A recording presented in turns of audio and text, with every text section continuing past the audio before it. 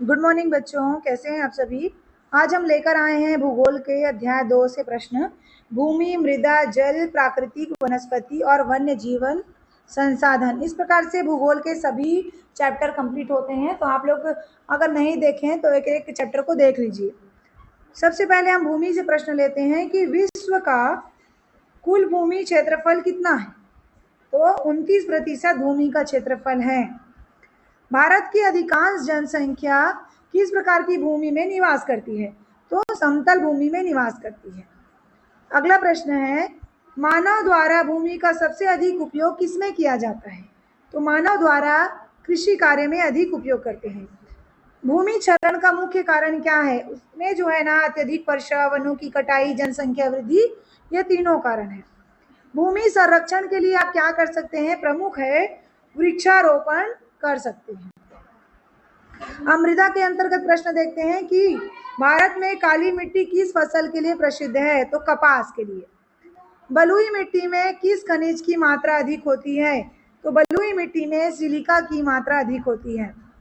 लाल मिट्टी का रंग किस कारण होता है। लौह ऑक्साइड के कारण होता है।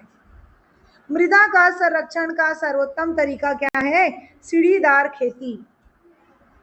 भूमि पर जल का कितना प्रतिशत भाग है। तो भूमि पर जल जो है 71% भाग में है।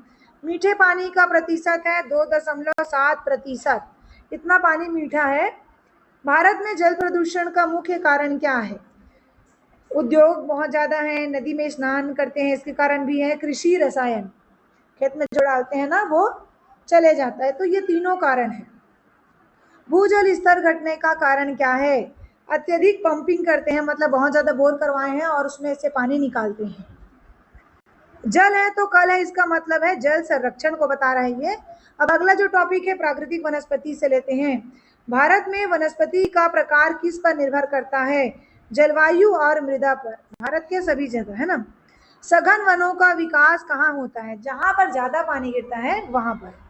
सदाबहार वन कहाँ पाए जाते हैं। ये है वेस्टर्न घाट, मतलब पश्चिमी घाट में पाए जाते हैं। पर्णपाती वन वर्ष में कितनी बार पत्तियां गिराती हैं। एक बार। एक बार पूरी पत्तियां झड़ जाती हैं।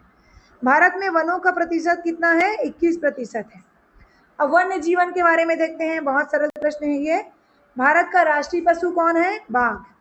राष्ट्रीय पक्षी है मोर।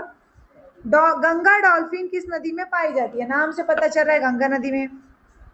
गिर का जंगल किसके लिए प्रसिद्ध है। एशियाई शेर के लिए। प्रोजेक्ट टाइगर कब शुरू हुआ। 1973 में। अन्य प्रश्नों को लेते हैं। जैव विविधता संरक्षण हेतु स्थापित किया गया है राष्ट्रीय उद्यान। भूमि का सबसे उपजाऊ भाग है ऊपरी परत। जलवायु परिवर्तन का सबसे बड़ा प्रभाव किस पर पड़ता है। वनस्पति एवं जीव जंतु पर। शीतोष्ण घास के मैदान को क्या कहते हैं। तो इसको कहते हैं उपरोक्त सभी। विश्व पर्यावरण दिवस कब मनाया जाता है। 5 जून। भूमि उपयोग का निर्धारण मुख्य रूप से किस पर निर्भर है। सभी पर निर्भर है। भारत में झूम खेती किस क्षेत्र में प्रचलित है। उत्तर पूर्वी भारत में झूम खेती प्रचलित है। शुष्क क्षेत्रों में भूमि संरक्षण की प्रमुख पद्धति है कंटूर हल चलाना। अगला प्रश्न है, रेंग्यूर किसको कहते हैं। काली मिट्टी को। जलोढ़ मिट्टी सबसे अधिक कहाँ पाई जाती है। ये जो है ना, गंगा ब्रह्मपुत्र मैदान में पाई जाती है। मृदा अपरदन की प्राकृतिक प्रक्रिया है वर्षा एवं हवा द्वारा मिट्टी का बहना। जल चक्र का प्रमुख स्रोत है महासागर। भारत में जल संसाधन सबसे अधिक कहाँ है। कृषि। कहाँ उपयोग होता है जल का। खेती में। बहुउद्देशीय नदी घाटी परियोजना का मतलब है सिंचाई, बाढ़ नियंत्रण, बिजली उत्पादन आदि। वनस्पति का ऊर्ध्वाधर वितरण किस कारक पर निर्भर करता है। सिंचाई। उष्णकटिबंधीय सदाबहार वन भारत में कहाँ पाए जाते हैं। पश्चिमी घाट और अंडमान निकोबार में। भारत का सबसे बड़ा जैव मंडल आरक्षित क्षेत्र है सुंदरवन। विलुप्त प्राय जीव जंतुओं की रक्षा हेतु कौन सा संगठन कार्य करता है। IUCN। प्रोजेक्ट एलिफेंट किस वर्ष शुरू हुआ। 1992 में। बहुत इंपॉर्टेंट है यह। साइलेंट वैली है केरल में। मृदा के कटाव से सबसे अधिक क्या प्रभावित होता है। मृदा संरक्षण। वनों की कटाई का प्रत्यक्ष प्रभाव किस पर पड़ता है। सभी पर पड़ता है। हॉट स्पॉट शब्द किसके लिए प्रयुक्त होता है? जैव विविधता से भरपूर क्षेत्र। बहुत बार पूछा गया प्रश्न है, इसको लिख के रख लीजिए। वन्य जीव संरक्षण अधिनियम कब लागू हुआ? 1972 में।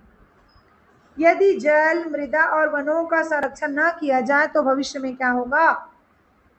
पारिस्थितिक तंत्र का संतुलन बिगड़ जाएगा, अकाल पड़ सकता है, जल कम गिर सकता है और जैव विविधता की हानि होगी। ये सभी चीजें होंगी।